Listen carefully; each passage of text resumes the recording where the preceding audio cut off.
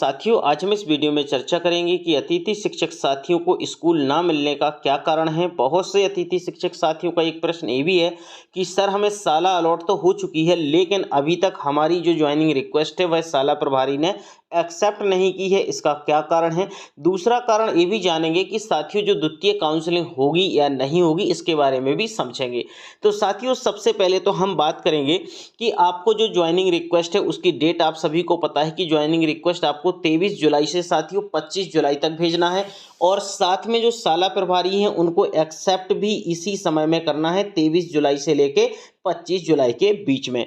कि पिछले सत्र तक ऐसा था कि 30 स्टूडेंट तक एक शिक्षक चलता था, लेकिन अब वर्तमान में ये जो फॉर्मेट है पूरा चेंज हो गया है।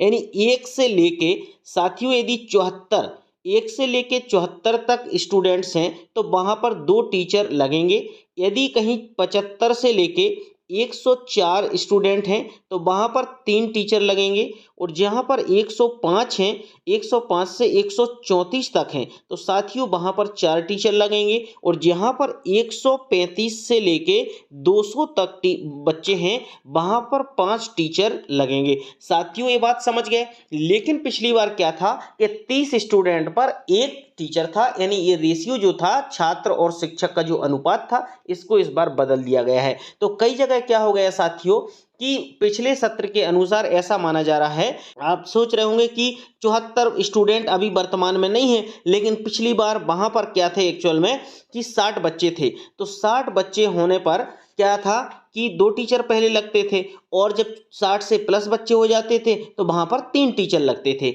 तो हो सकता है कि उस जगह पे पिछले सत्र में 65 बच्चे हों और वहां पर 3 टीचर हों, तो ये बात तो सही थी। लेकिन अब एक्चुअल में क्या है, 1 से 75 यानी 1 से 74 तक हो गए 2 टीचर। तो अब उन टीचरों को पता है कि हमारे यहाँ पर क्या है 1 से 75 के बीच में स्टूडेंट हैं तो हम 2 टीचर सफिशिएंट हैं, इसलिए उन साला प्रभारियों ने आपकी ज्वाइनिंग एक्सेप्ट नहीं की है। जैसे कहीं कहीं ऐसा भी है साथियों कि 75 से लेके 104 तक यहाँ पर 3 टीचर हैं। पहले ऐसा था कि यहाँ पर 90 बच्चे होते थे, 3 टीचर होते थे, लेकिन अब ऐसा अनुमान है कि पहले मान लिया कि 100 बच्चे थे तो वहाँ पर 4 टीचर काम कर रहे थे, लेकिन उसी 100 बच्चे के हिसाब से वैकेंसी थी और उन्होंने अपने पद अपडेट कर दिए। अब क्या हुआ, साला प्रभारी क्यों पता है कि मेरे यहाँ जो फॉर्मेट है वो 104 तक का है, मतलब 75 से 104 में 3 टीचर लगना है, तो अब हम क्या करेंगे, तो उन्होंने आपकी ज्वाइनिंग रिक्वेस्ट एक्सेप्ट नहीं की है। तो ये बात आप समझ गए होंगे कि यदि आपको साला अलॉट हुई है और उनके छात्र और शिक्षक के रेशियो में आप नहीं आ रहे हैं, इसलिए साला प्रभारी ने आपकी ज्वाइनिंग रिक्वेस्ट एक्सेप्ट नहीं किया है, इसलिए आपको साला नहीं मिल पा रही है। ये साथियों बहुत से ऐसे भी अतिथि शिक्षक साथी जिन्होंने फॉर्म फिल किया है लेकिन उनको साला अलॉट नहीं हुई है। तो उनको साला अलॉट ना होने का कारण क्या है, आपको बता दूं कि यहाँ पर जो मेरिट लिस्ट बनी है साथियों, यानी जो कट ऑफ गया है वो कट ऑफ क्या है, पैनल वाइज गया है। यानी पैनल वाइज गया है, यानी कि एक इस पैनल में मान लिया कि 4 स्कूल हैं, किसी पैनल में 6 स्कूल हैं और किसी पैनल में 7 स्कूल हैं। तो यहाँ पर देखा जाएगा कि किस स्कूल में, मान लिया स्कूल 4 नंबर इसमें पैनल फर्स्ट है और इसमें 10 फॉर्म आए हैं। 10 फॉर्म ऐसे आए हैं जिनका हाईएस्ट स्कोर कार्ड 200 रहा है।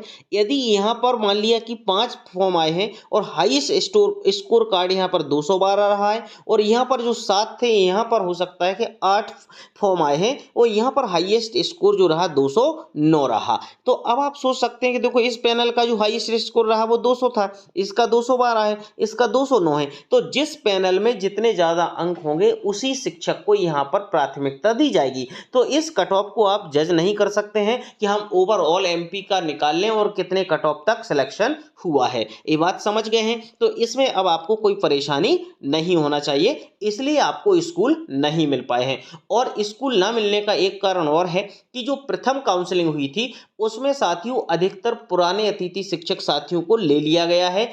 अब जो कुछ भी पद बचे थे, लास्ट के पद बचे हैं, तो उसमें कुछ पुराने अतिथि शिक्षक साथी भी हैं और नए अतिथि शिक्षक साथी भी हैं, इसलिए इस काउंसलिंग में इतने ज़्यादा पद नहीं है, इसलिए हाई स्कोर वालों को ही यहाँ पर ज्वाइनिंग मिली है।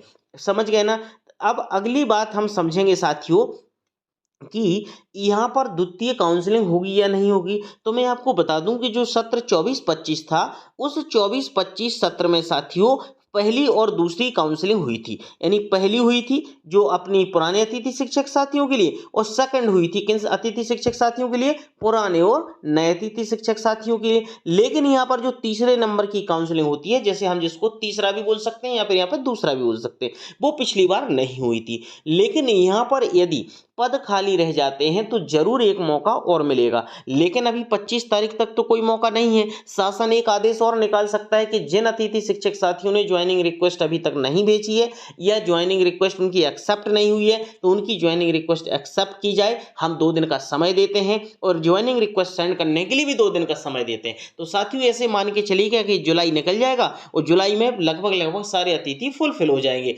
यदि बाय किस्मत आपकी अच्छी रहती है तो जरूर आपको सेकंड काउंसलिंग मौका मिलेगा। अब ज्वाइनिंग रिक्वेस्ट जो भेज रहे होंगे तो ज्वाइनिंग रिक्वेस्ट में भी आपने देख लिया होगा कि आपको स्कूल अलॉट हुआ है, विद्यालय का नाम लिखा है, सब कुछ है। आपको कुछ नहीं करना है। जो यहाँ पर ज्वाइनिंग रिक्वेस्ट दिख रहा है, इस ज्वाइनिंग रिक्वेस्ट के ऑप्शन पर आपको क्लिक करना है और शाला प्रभारी के लिए सेंड कर देना है। यानी क्लिक करके आपको सबमिट के बटन पर क्लिक कर देना है। जैसे ही सबमिट के बटन पर क्लिक करेंगे तो वो शाला प्रभारी के पास पहुंच जाएगी और वो उसको वहां पर एक्सेप्ट कर लेंगे। तो इस प्रकार से आपको अपने शाला प्रभारी के लिए ज्वाइनिंग रिक्वेस्ट सेंड करनी है। साथियों अभी भी आपके मन में कोई भी प्रश्न है तो मुझे कमेंट बॉक्स में जरूर लिखिएगा। मैं कोशिश करूंगा कि आपके सभी प्रश्नों के जवाब दूं। और मिलते हैं हम नेक्स्ट वीडियो में नेक्स्ट टॉपिक के साथ। जब तक के लिए नमस्कार। लेकिन साथियों चैनल को सब्सक्राइब करना मत भूलिएगा। Thank you.